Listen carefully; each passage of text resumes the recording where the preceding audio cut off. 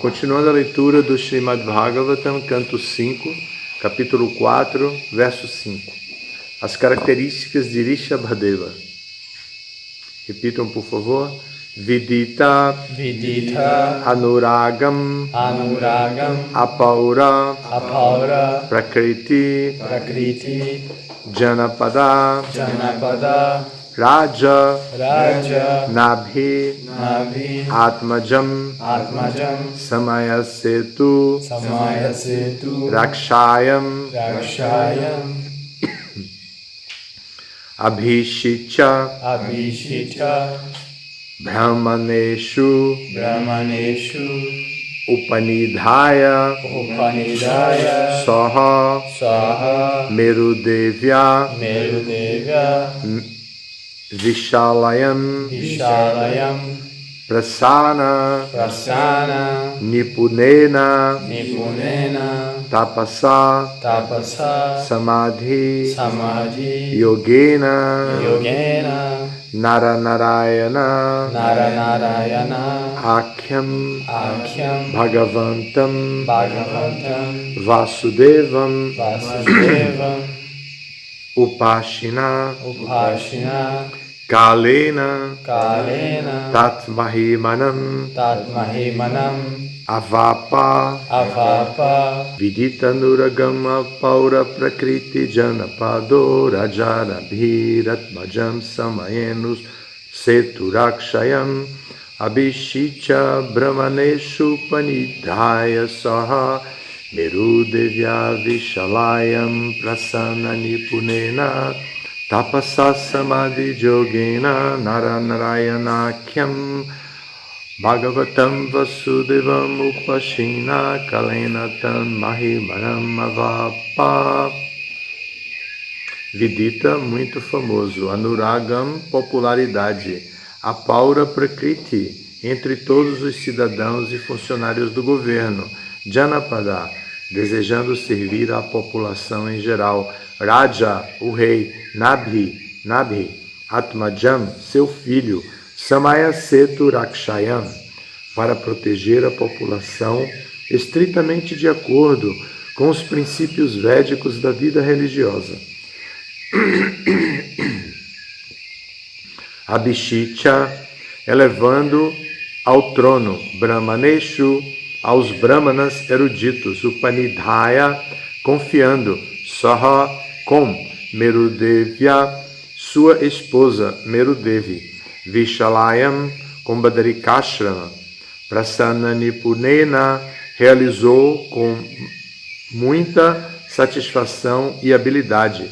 Tapasa, mediante austeridades e penitências.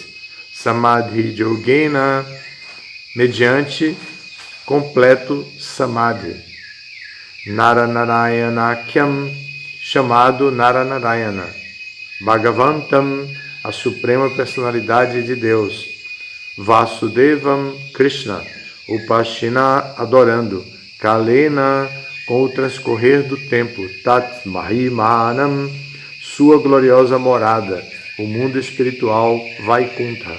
Avapa, alcançou. A tradução é a seguinte. O rei Nabhi observou que o seu filho, Rishabhadeva, era muito popular entre os cidadãos e entre os funcionários e ministros do governo.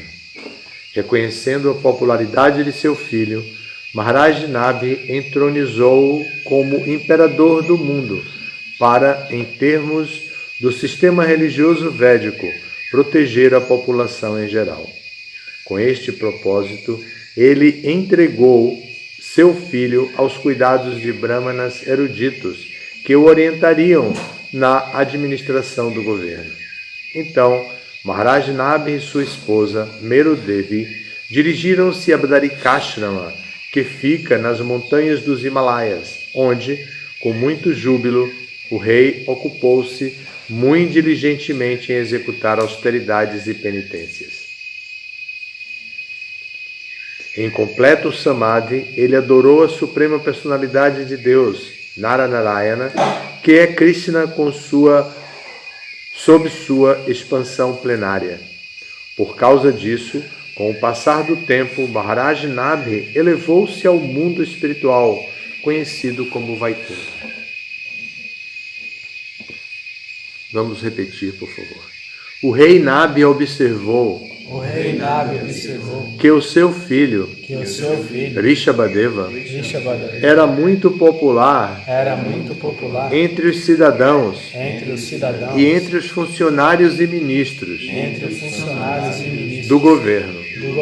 Reconhecendo a popularidade de seu filho, Maharaj Nabhi entronizou como imperador do mundo, para, em termos do sistema védico religioso, proteger a população em geral. Com este propósito, ele entregou seu filho aos cuidados de brahmanas eruditos, que o orientariam na administração do governo. Então, Maharaj Nabhi e sua esposa, Merudevi, dirigiram-se a Badarikashrama, que fica nas montanhas dos Himalaias, onde, com muito júbilo, o rei ocupou-se muito diligentemente em executar austeridades e penitências. Em completo samadhi, ele adorou a suprema personalidade de Deus, Naranarayana, que é Krishna, sob sua expansão plenária. Por causa disso, com o passar do tempo, Maharaj Nabhi elevou-se ao mundo espiritual, conhecido como Vaikuntha.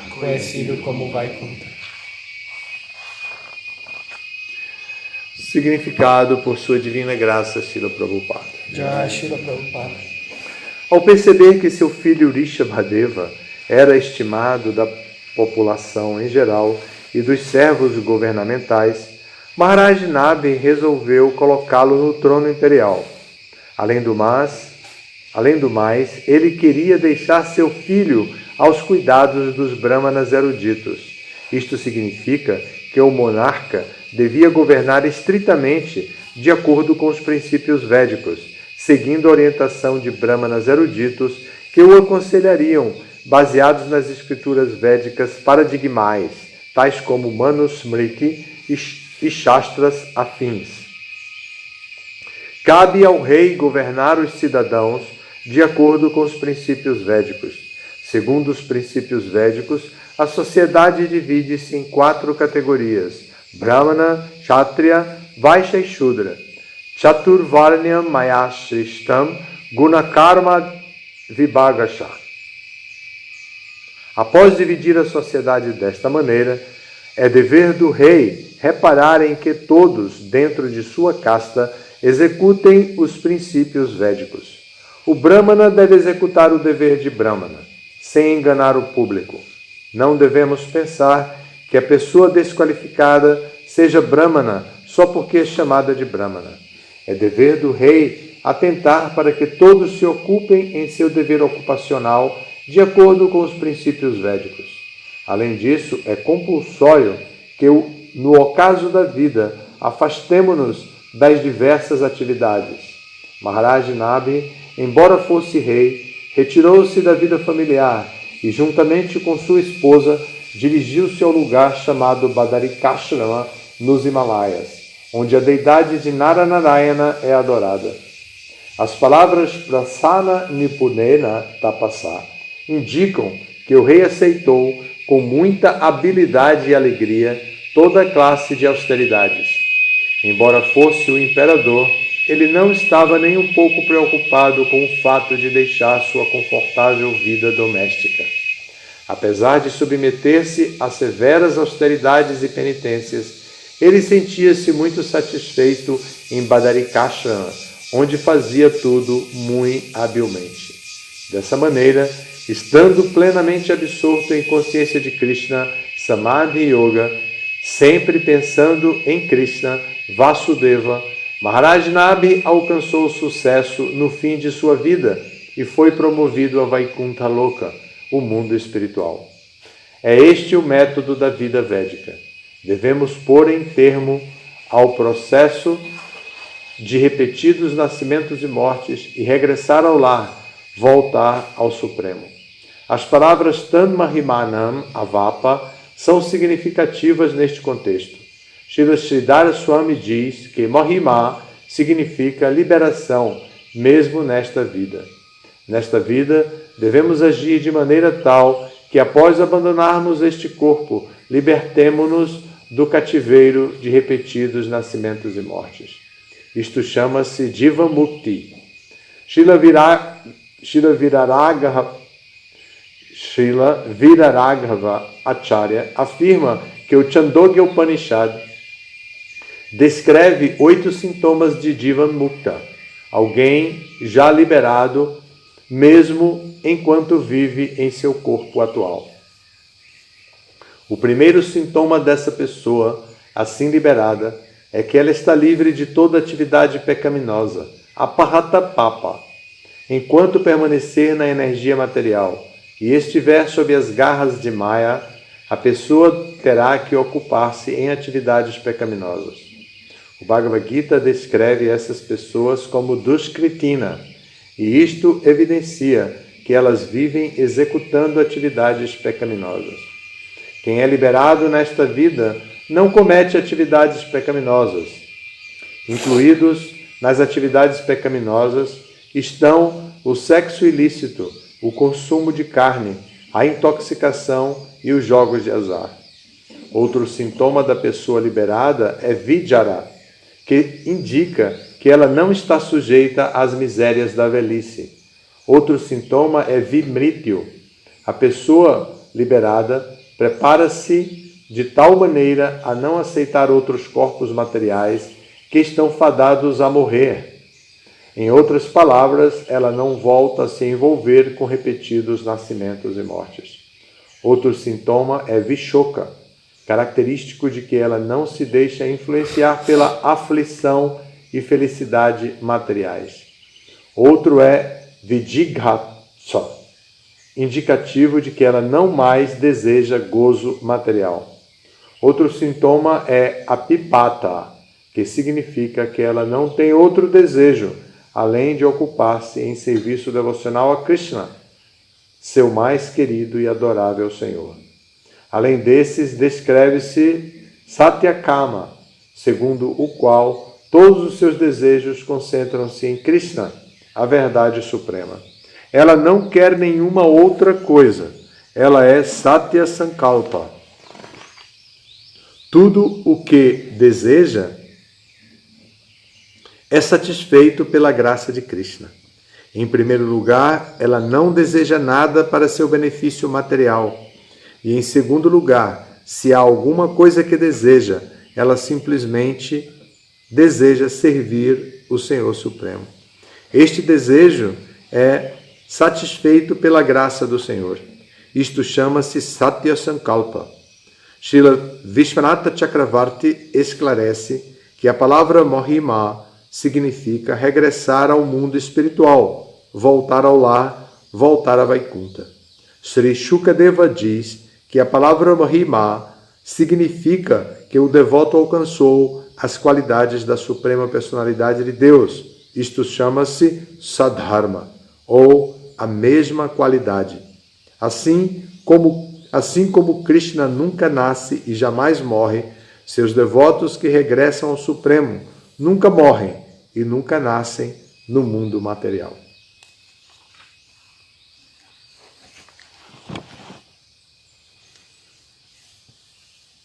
Hare Krishna. Então aqui temos um tema profundo que se subdivide em vários temas, vários subtemas, que podem e devem ser explicados cuidadosamente, porque a nossa abordagem às Escrituras deve ser sempre de adquirir o conhecimento conectado com todo o contexto da filosofia, todo o contexto da literatura que estamos estudando, e também o conhecimento que pode nos libertar do estado condicionado que nós nos encontramos.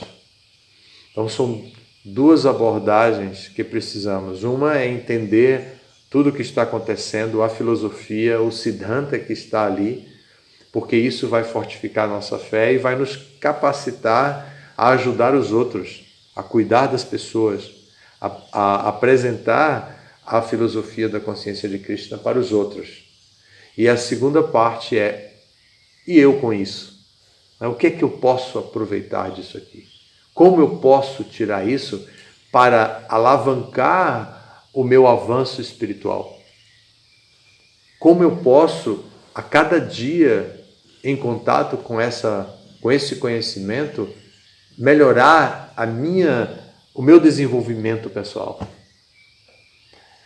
Isso é importante porque a vida espiritual, embora seja a nossa qualidade mais interna, porque somos almas espirituais, então a vida espiritual está mais conectada com a nossa realidade do que qualquer outra obrigação social, qualquer outra relação com o mundo material.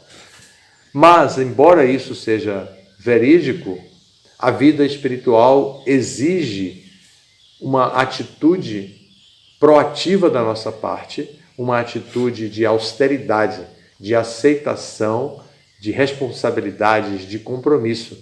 Não é uma consequência natural de se viver. Seria muito bom se fosse natural. Isso é coisa da era de Satya, não é para Kali Yuga. Kali Yuga, o natural é que a gente esqueça o que tem que fazer, esqueça os procedimentos, esqueça as instruções do mestre espiritual, esqueça tudo, diminua, simplifique, torne tudo da maneira mais simplória possível, menos consistente possível, menos fiel às escrituras. Vamos fazer do jeito que dá. Foi assim que deu, e paciência. Isso é Kali Yuga, que nos leva a esse tipo de mentalidade. A gente não sente nenhum incômodo interno por não praticar a vida espiritual como a vida espiritual deveria ser, por não praticar a espiritualidade como ela deveria ser. A gente sai pescando no mundo material aquilo que nos interessa, que possa nos trazer satisfação, tranquilidade, prazer, e a gente vai vivendo aquele conhecimento que a gente seleciona.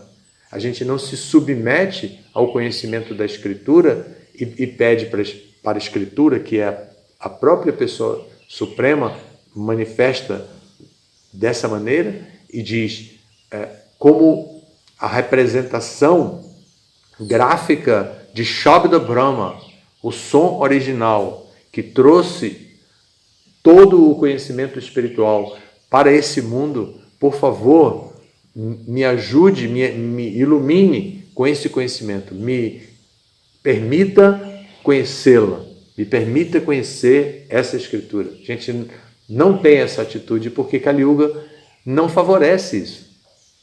É nesse ponto que é muito importante a orientação que recebemos dos devotos, do mestre espiritual, dos devotos em geral.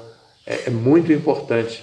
E é muito importante reconhecer a rotina que Prabhupada deu para os devotos, que é iniciar o dia estudando o Srimad Bhagavatam. E isso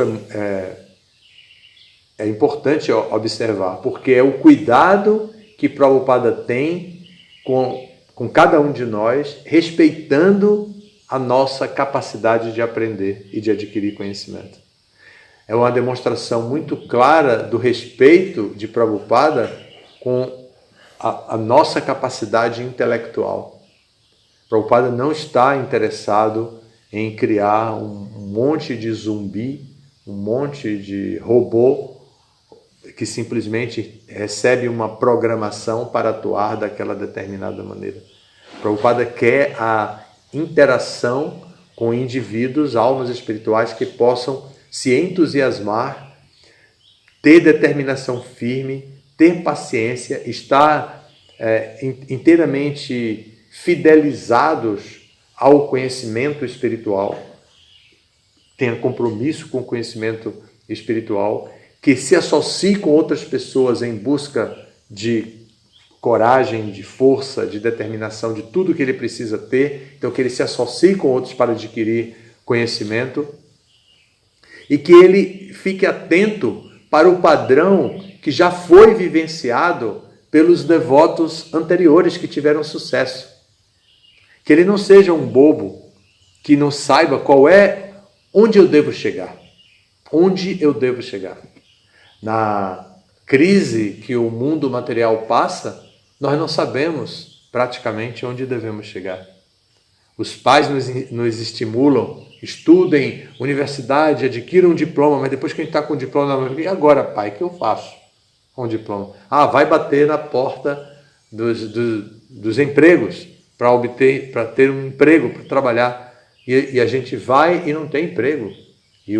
É um verdadeiro funil que a gente entrou, que tinha um monte de gente, saiu um monte de gente com o canudo na mão, e agora como entra no mercado de trabalho? É muito difícil entrar no mercado de trabalho. A gente chega a essa conclusão. Bom, mas tem Uber, né? É uma boa saída virar motorista de Uber, motorista de táxi. Isso aí é uma saída incrível. Então eu pego o meu diploma, deixo no porta-luva do carro. Se algum cliente me oferecer um emprego na minha área, eu vou trabalhar. Se não, enquanto isso, eu vou trabalhando com Uber, que dá para escutar funk no rádio, no som do carro, dá para escutar notícias do desespero do mundo, e eu fico aqui ouvindo e trabalhando e ganhando uma graninha aí para me sustentar, não pago imposto, porque estou liberado do imposto, e vou tocando a vida enquanto não arranjo nada. Então a vida é muito dura no mundo material, e se a gente não se propõe a receber as instruções das Escrituras para praticar essas instruções na nossa vida, a gente não faz nada diferente, a gente simplesmente passa a ser uma pessoa a mais, um número a mais dentro dessa sociedade, simplesmente vivendo para a sobrevivência. E não tem nenhum idealismo, não serve às pessoas. Como vimos aqui, o texto explica muitas coisas. Eu vou, pelo tempo que disponho e pelo que eu percebi aqui como mais importante, que saltou aos meus olhos, eu vou falar do exemplo do pai de Rishabhadeva, que ao identificar que o seu filho era querido pelas pessoas em geral, era respeitado pelos ministros e ele tinha popularidade entre pessoas inteligentes e também entre as pessoas comuns, ele disse: está na hora de eu entronizar o meu filho, de eu passar o cetro para meu filho, pôr o meu filho no trono, e eu vou pegar minha coroa, quer dizer, está falando da esposa, né? Não estou falando da coroa, a coroa do rei, não. Então, eu vou pegar minha esposa e vou fazer austeridade. Chega, já cumpri o meu dever. Se meu filho está tão bacana assim, inserido, já tem lugar na sociedade, vou passar para ele, eu vou me aposentar, eu vou renunciar, eu vou para um lugar sagrado, onde a atmosfera seja favorável, onde o clima seja de prática espiritual, que eu possa fazer despertar em mim essa energia espiritual, que eu tive que fazer um esforço muito grande para despertar por toda a vida que eu fui como rei, imperador. Então isso é o que salta aos meus olhos aqui. Ele vai com a esposa fazer austeridades em Badarikashram. Isso corresponde ao ashram de Vanaprastha, quando o marido e a mulher cumprem com os deveres familiares, se sentem aliviados daquele dever e a esperança de voltar ao mundo espiritual, de adquirir conhecimento, se renova. E ele abandona as atividades que são rotineiras, corriqueiras, e vai e renuncia. Chega de ganhar dinheiro, chega de trabalhar. Eu já tenho uma idade avançada. Trabalhar para quê? Para que tanto trabalho? Mais. E eu vou pensar completamente em Krishna, sem precisar mentir para o mundo, sem precisar enganar, sem precisar fingir. Eu vou ser o que eu sou. Eu vou me entregar a Krishna e vou viver essa atmosfera espiritual e pronto. Então ele procura o lugar adequado para poder interagir, ficar bem forte. Muitas vezes, depois dessa fase, fazendo austeridades, penitências, como disse aqui, que Nabhi, o pai de Rishabhadeva, fazia tudo isso com alegria. Depois de fazer tudo isso, ele retorna, muitos retornam para a sociedade sozinho para pregar para a sociedade, para dizer para a sociedade: despertem almas adormecidas. Quanto tempo vocês vão ficar aí iludidos, pensando exclusivamente em si mesmos? Quanto tempo vão ficar aí? Despertem, despertem para a realidade. Despertem para a importância de servir. Despertem para a importância de servir. Então, dentro do sistema Varnashram, tem as diferentes fases. E em todas elas, há características particulares com facilidades e com limites. Para um brahmachari, a facilidade é estudar os livros, praticar o serviço devocional sob a guia do mestre espiritual, se aproximar do mestre espiritual. E o limite é não ter associação com mulheres.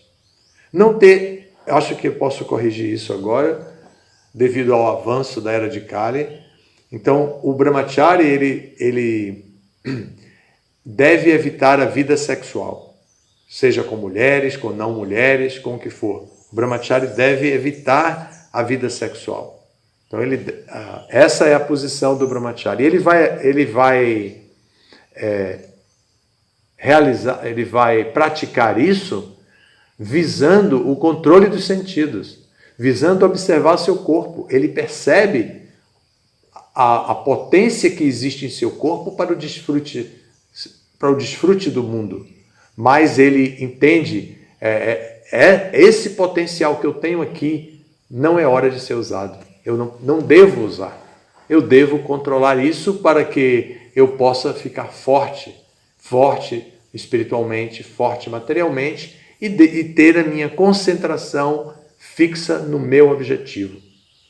Então isso é o brahmachari, ele tem facilidades e tem limites. Do brahmachari não se exige trabalhar como se exige de uma pessoa comum no mundo. O brahmachari se exige que estude as escrituras, faça serviço subalterno ao mestre espiritual. O grihasta tem facilidades, a facilidade da privacidade, a facilidade de conviver com a família, de ter uma companheira ou um companheiro, né, mulher, que possa, com quem possa compartilhar as dificuldades da vida, com quem possa compartilhar os prazeres da vida, os prazeres lícitos da vida, e que possa contribuir juntos para a sociedade mais organizada, mais produtiva. O grihasta pensa em produzir para a comunidade, para a sociedade, trazer benefício para a sociedade, alimentar a sociedade.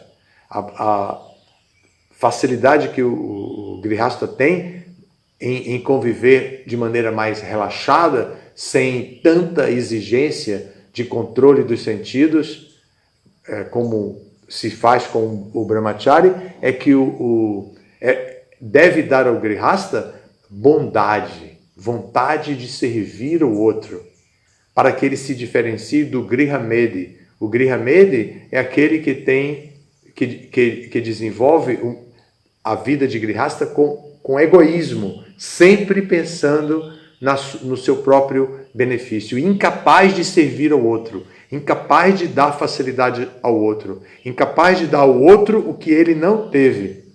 Porque isso demonstra bondade e demonstra avanço social. você vai favorecer que o outro tenha aquilo que você não teve. Como nossos pais fazem conosco. Às vezes nossos pais não estudaram e eles fazem um esforço imenso para estudar.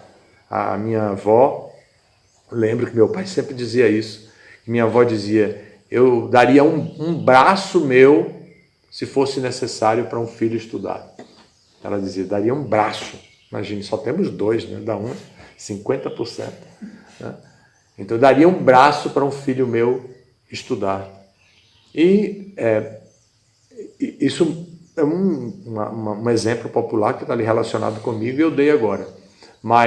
Esse exemplo. Mas, às vezes, nossos pais querem que nós estudemos porque eles não estudaram, para que a gente possa se inserir na sociedade com muito mais facilidade, de maneira profissional, que a gente possa entrar num campo que seja de acordo com a nossa habilidade, com a nossa vocação, que nós possamos trabalhar com alegria, com felicidade e que possa vir o dinheiro desse trabalho e que com esse dinheiro a gente possa sustentar a família. Mas o grihasta não pensa só assim. O grihasta pensa, para que tudo isso aconteça, quando o dinheiro vier, eu ajudar a sociedade a que ela se desenvolva. Eu devolver parte do dinheiro para que a sociedade se desenvolva.